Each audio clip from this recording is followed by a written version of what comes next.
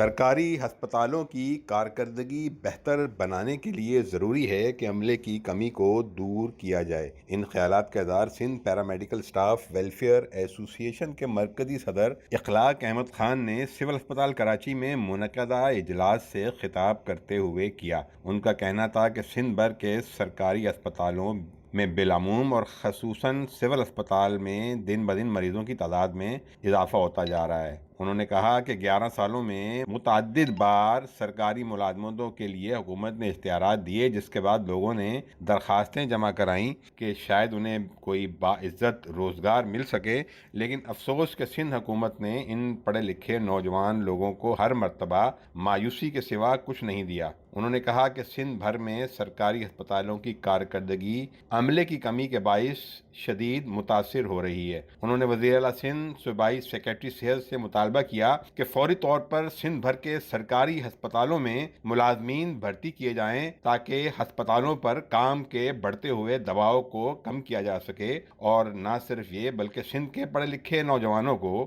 باعزت روزگار فراہم کیا جا سکے۔ اجلاس میں صدر سول ہسپتال کراچی یوسف خان، نائب صدر محمد اشفاق، نائب صدر Muhammad Yasin, senior joint secretary Karim Shah, advisory council کے اور دیگر اہم ممبران Shahid Shafi, Mushtaq Qalandar, Saleem Saeed, Saleem Memon, Rizwan Adil, Shahid Memon, Afzal Khan, master Muhammad Iqbal, Muhammad Naeem, Muhammad Irshad, Imran L G, Muhammad Farhan, Afzal Hashmi, Muhammad Jabbar, Lala Mubarak Khan, Tahir Butt, Sohail Khan, Dilawar Masih اور اشوک کمار نے شرکت کی۔ اس موقع پر میڈیا کوآرڈینیٹر افضال احمد بھی شریک گفتگو تھے۔